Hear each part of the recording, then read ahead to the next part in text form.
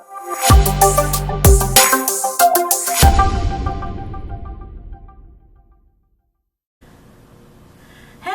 it's Jessica, and today we are going to be talking about my top 10 things that I dislike about Korea, or what I wish Korea could improve on. Okay, and as before, if I look down, I'm just looking at my list here, so just keep that in mind. So for number 1, always staring is what I wrote down. So what I mean by that is, oh sorry, Kimchi was there for a moment, but so anyways, number 1, always staring. And what I mean about that is no matter where I go, at what time I go, anything, I'm always going to be having at least 5 people staring at me at a time. And that can range from someone walking by and they look at me as they're walking by, or someone's just sitting there or standing completely like focused, zoomed in on me and nothing else. The second one is very funny because a lot of times I've seen people walk into signs or almost walk into a person just because they're staring at me so hard they weren't focused on where they were going. I mean, in a way it's funny, but it's kind of uncomfortable because it's no matter where I am, like I said, no matter where I am, what I'm doing, what time it is always someone staring at me. And that's because I am a foreigner, which I guess is understandable considering Korea doesn't have that big of a population of foreigners. It's been like that for a while. But I really wish Korean people would understand how it feels to us foreigners here to constantly be watched all the time. Like, it's just, like I said, it's ridiculous sometimes how people are so focused on staring at a foreigner that they endanger themselves. I've seen people driving and staring and almost hitting a car. It's crazy and it's uncomfortable. It's not necessary. And I just wish, people would think how we feel when these kinds of things happen. So that's number 1. Number 2 is, if you've seen my apartment tour video, you may have noticed I have no dryer. And in most Korean houses, there are no dryers. And I really wish, wait, I might have to cut this out a little bit. Seems like Gertrude is gonna go to the bathroom, so I'll just pause here and wait for her to finish.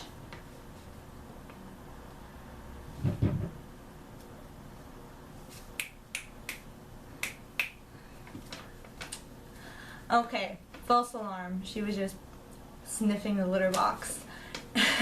Anyways, back to point. Where was I? No dryer, yes. So most houses here in Korea, most apartments, have no dryers, and instead we have a drying rack, which is just a metal contraption with bars that you can unfold and lay your wet clothes on to dry in the air, which is fine, but I've noticed, as well as a lot of my foreigner friends have noticed, that all of our clothes just get stretched out from this not having a dryer, because it's just hanging, so the material is just slowly drying as it's just loose instead of in the dryer where it gets tightened.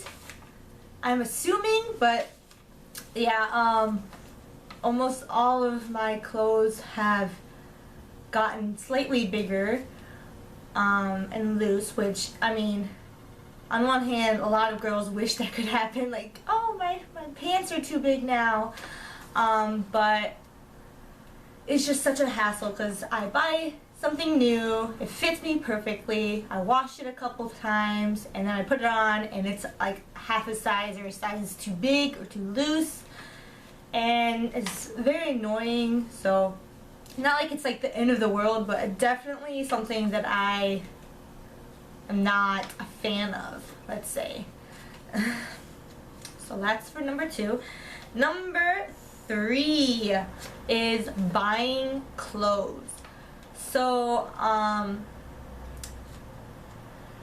the way I'm meaning it is not in the sense of just buying clothes in general. Like, you can buy clothes online in the stores. There's places everywhere. But the majority of these stores have sizing for the typical Korean body. So that means petite, kind of short, and yeah, very thin, but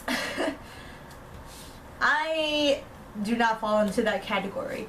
So I struggle to find clothes for the bottom part of me. For the top, I can very easily find shirts, sweaters, dresses are iffy sometimes, but pants, even pants, I buy almost all of my pants from the H&M store here and in Korea. They're everywhere. But even those pants, they're quite short. They fit me, but they're short. Like almost capris, like it could be almost there. It's just a little like above my ankle instead of like, you know, in a normal spot. So pants are hard to find. Skirts, depending on the style, you can find one for a bigger size. And for me, just for reference, I'm only 5 feet 7 inches tall, and for my tops, I usually wear a typical medium in America, medium size, and my bottoms could be medium/large. I'm like in between there, so I'm not necessarily like huge, but like I said, most of the clothing sizes here in Korea are for the typical Korean body, which is, like I said, short, petite, thin, in that category. So that's a little hard, but I mean, there's not much we can do. I just hope for Korean. I wish Korean people would include more sizing. That would be very helpful for not only the foreigners over here, but also the Korean people who don't necessarily fit into that category that I stated before. So yeah, hopefully that will change a little bit in the future. And number 4 would be being followed in stores. And not necessarily, I don't mean being followed with strangers, like other customers, but being followed by the workers there. For example, if anyone goes into makeup store, generally the worker there will follow you around and just stand behind your like shoulder and just follow you as you just go around. I think the reason they do that is to just be there if you need any assistance at all. If they can see that you're struggling trying to find a certain item, then they can just help you without you having to try to get their attention. But it is kind of uncomfortable being followed and having that pressure of someone like watching you, behind you, watching you, following you. Just having all of that pressure when you just maybe just want to browse the area, see if there's anything that pops out that you want to buy. So makeup stores, that happens in there, as well as if I go to one of the small clothing stores, not like a big name brand, but like a smaller, maybe family-run store for clothes, that also happens there, as well as small shoe stores. So like I said, I don't think they're meant in some kind of like, oh, I think you're gonna steal kind of thing, but it's definitely pressure. Like, I don't know if I'm explaining this correctly, but yeah, it's uncomfortable feeling. I mean, I feel like I have to rush through my experience instead of just walking slowly at my own pace, because I feel the presence of the worker following me and watching me, if you know what I mean. So yeah, that's something I don't necessarily like, and I wish would change a little bit. I mean, I don't want everything to sound like, oh, Korea is terrible. If you've seen my previous video, you know that I like so many things and I love so many things about Korea. And these are, to be honest, these things are kind of just being nitpicky, but it's definitely things that I wish would change just to be more comfortable here. Anyways, let's go on to number 5. Number 5 is desk warming. For desk warming, I think I may have mentioned desk warming in a previous video, but desk warming is what foreigner teachers only foreigner teachers, not Korean teachers, but foreigner teachers have to, during the break between the semesters of school, like winter break and summer break, since we have long breaks, we only have a short amount of vacation days. So our vacation days don't cover all of the holiday, the break time. So the days that aren't covered by vacation days are desk warming days. So those days we have to go to the school, and we go into our office, our desk, classroom, whatever, and we just sit at our desk and warm it with our body, because we have no work to do during this time. There's no classes. Honestly, the school's probably only full of the couple administrative co-workers, and if you're lucky, another foreign teacher in your school. But yeah, not much to do. We get paid for these desk warming days, but sometimes time can go so slowly, because like I said, we have at least a week to 2 weeks, maybe, each each semester break, winter break, summer break, to be doing desk warming. So that's from 9 to 5 p.m. typically. So normal school day, we just go to the school, and we go to our classroom, and we sit there and just try to get through the day. We also have no school lunches at this time, because school is not in session. So you also need to either pack a lunch or find somewhere that's super close to your school that you can get there, eat, get back to the school within 1 hour. So it's not terrible desk warming, but it's definitely makes you kind of like a brain dead zombie kind of thing, because there's nothing for you to do. There's so many hours repeated over and over, so many days, and yeah, there's just nothing for you to do. So the ways I've gone through it is by watching movies, reading books, studying Korean, watching YouTube. So it's okay, but I would prefer not to have to do that, considering none of the Korean teachers need to do desk warming. So it's kind of like, why am I forced to do it, kind of thing. But it's not a terrible thing. I just wish it wasn't necessary. It wasn't this way. Or if it was for everyone, like if it was for foreigners, then it would also be for Korean teachers. It would be better that way, I think.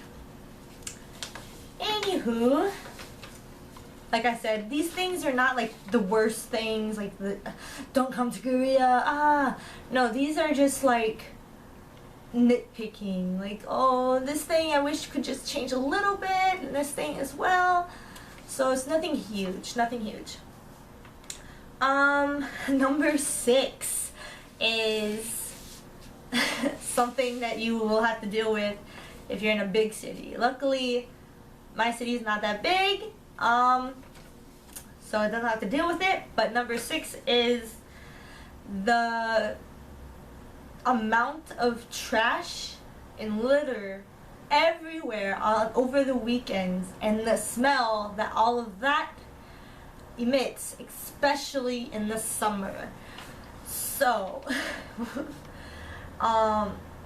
here in Korea, the people litter a lot, like everywhere, and the people who clean up all of this trash wait until the weekend is done. So it was 2 to 3 days of all of this trash just piling and piling and piling on top of each other.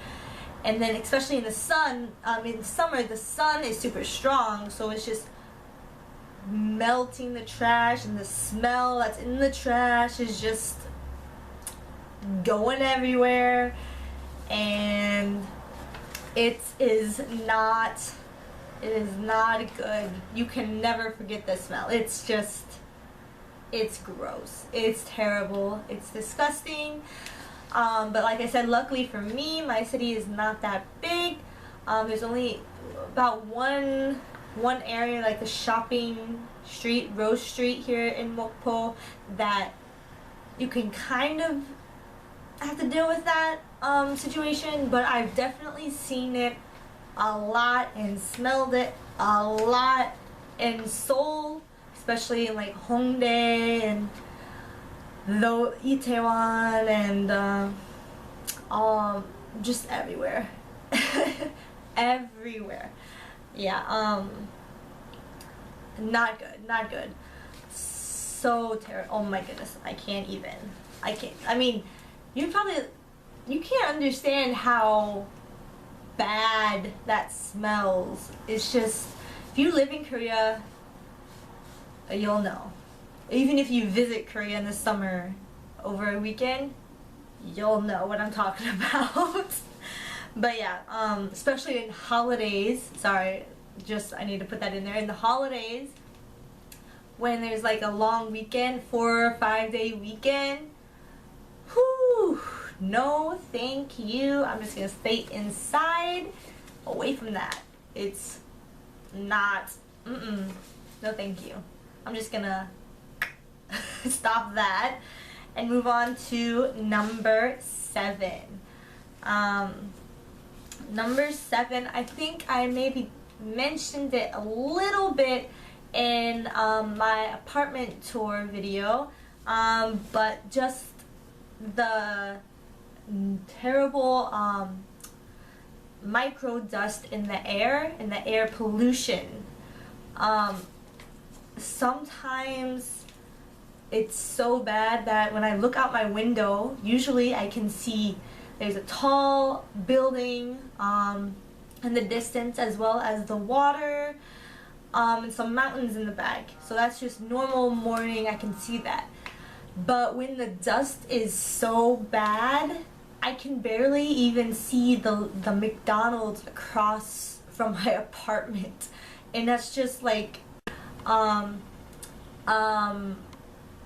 yeah, and sometimes your throat gets so messed up from all of the dust, and especially as a teacher, that's like the one tool that you need is your throat. You need to be able to talk and yell for the students and so on and so forth. So yeah, I'm just not liking that. But we do have the masks that look like surgical masks you see in the hospital. You've probably seen a lot of it recently on the news because of the coronavirus. That's a whole other thing. But yeah, we have those masks everywhere, different styles and sizes and colors and everything. So it's really common to wear those because, well, one reason is because of the microdust. It helps catch the dust before it gets into your throat and your lungs and everything. Another thing is for if you're cold, if you have a sick, oh my goodness. If you have a cold or you're sick, then you can wear that mask to be courteous to others so you don't pass that illness to others, as well as it helps keep your throat from getting dry, keeps it moist and wet. So yeah, we have those masks, but sometimes I wish I could just step out of my house and it'll be the air quality in the country. Like in Minnesota, we have lots of country areas for farming, and the air quality over there is perfect. It's just take a deep breath and you're just full of like clean air. Sounds stupid, but yeah, I wish we could get a little bit more clean air around here. But I'm not sure if that's gonna happen anytime soon. It would take a lot of work to get to that, for sure. That's right. Let's go on to number 8. This is, I don't like how expensive fruit and nuts or seeds, whatever, fruits or nuts are so expensive. They're so expensive. For a watermelon, like the small one, like really small, it's like, I've never seen this kind of size ones. I don't think in the stores in America, but they're really small. And from my memory, just the small one is about $15 to maybe even $20, depending on the timing. If it's at like the end of the season versus the beginning. And I haven't really seen I don't remember how much the full like size watermelon is, how much it costs, so I can't really say for sure, but I wouldn't be surprised if it was around $30 to $40, honestly. For example, I just bought a small carton of strawberries and it's about $12. Let me just grab that to show you for a second. Oop. So this is the strawberries that I just bought like a couple hours ago. Ooh, there we go. And if you can see right here, it is 12,801. So that's about $12 right here for just this box of strawberries. Let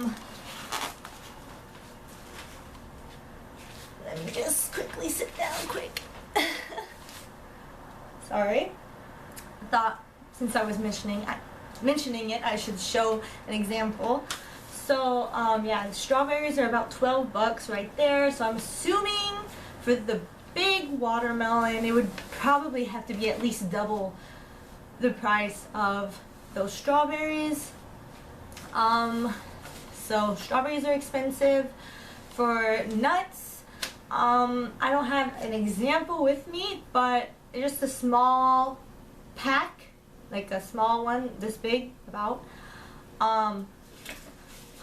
full of mixed nuts would be about $4 or $5 just for the small little pack of nuts, and it's ridiculous how expensive it is, just for some of those. It's just one serving size basically. In that packet it says one serving, so it's nothing crazy, but yeah, fruit and nuts are super expensive. I think I said that about fruits in my 10 things I love about Korea video, how I thought when I was talking about cost of living that fruits, since I am vegan, I eat a lot of fruits are super expensive, unless you get the more common variety of tomatoes, clementines. What's another one that's common and affordable?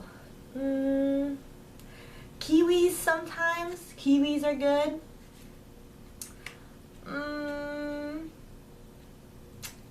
Bananas. Yeah, I knew there's something. Bananas, you can buy a bunch for about $3, I think. I buy it quite often, so they're always available. But yeah, fruits are expensive, and nuts are expensive. So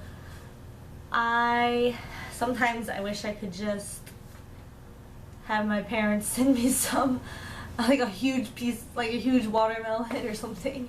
It would be great. But the closest I can get to a huge watermelon is a watermelon drink at the juice store, and that's expensive. Anyways, back to the list. So that was number 8. Number 9 is how crazy drivers are here. Like, all drivers are crazy, but especially the taxi drivers, and especially the older taxi drivers. So here, from what I've seen, from the drivers all over the place,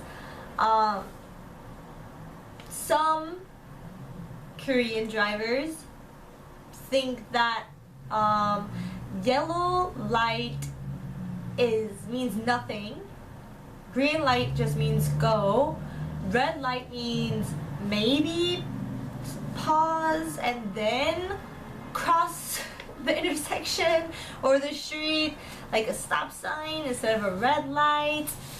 Stop signs are kind of just, if there's no one even like about to step foot in the road, they just keep going.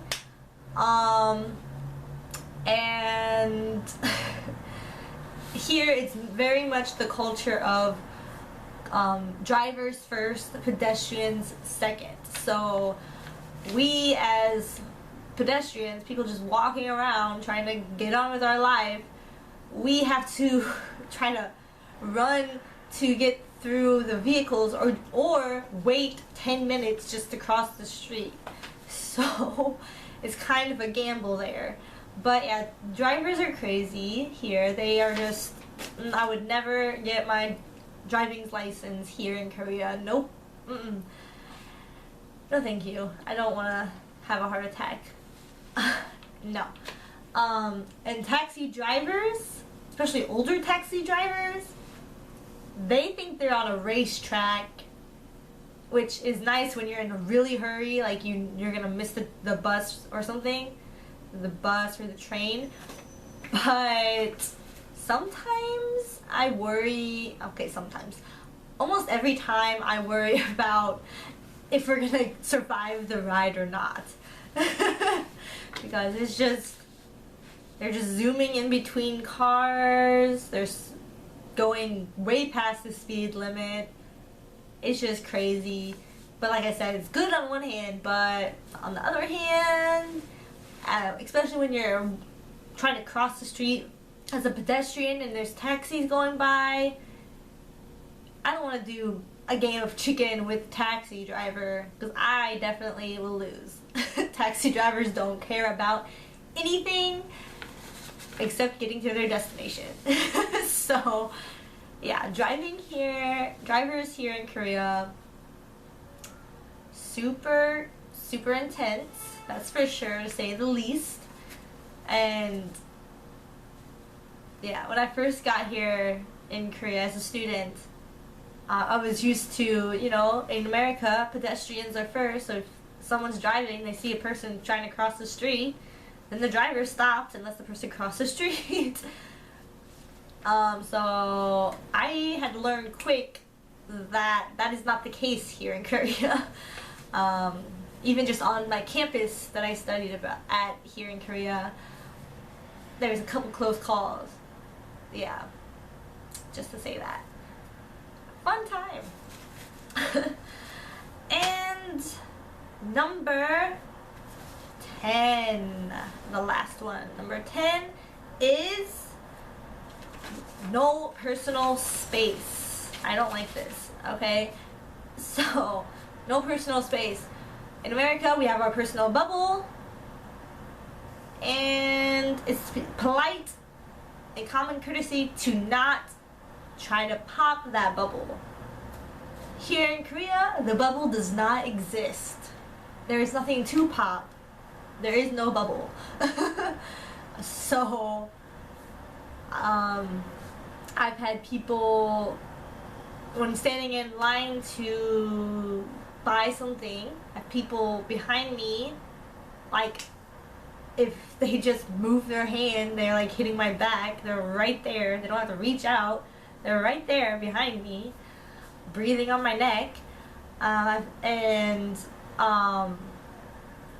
just in anywhere really, restaurants, stores, sidewalks, roads, everywhere, there is no bubble. No bubble. So that's something that I had to get used to. And sometimes it's really gross, especially, I remember when I was on the bus, the city bus, someone was sitting behind me, or standing behind me, I should say, and sneezed all over me, because we were only this far away from each other, like my head, their face, and they just sneezed, and it got all on my hair, my head, my neck. It was disgusting. It was gross. No, so personal bubbles don't exist. You have no personal space, which, like, I'm not like one of those people who need, like, give me a foot every direction, don't get close to me, but I would definitely prefer it if someone is not, like, if we're in a line, you don't need to be touching me, you don't need to be that close. It's not necessary for that kind of closeness, that kind of proximity is not needed in these situations. So yeah, that's always fun. But yeah, like I said from the beginning, these things aren't like huge deals. They're just small things that bother me, and that I wish Korea could think about and maybe change a little bit. Would be perfect. But yeah, so these were the 10 things that I dislike about Korea, and what I wish they could improve on. And I hope you enjoyed it. It's quite a long video. I rambled a lot, but it's done. And now you know. So